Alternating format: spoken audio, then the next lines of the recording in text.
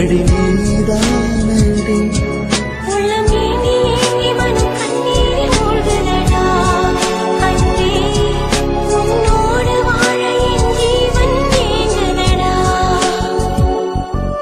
உயிரே ஒரு வார்த்தை சொல்லவா எனக்காக நீ என்று உன்னை நான் ஏற்றுக்கொள்ளவா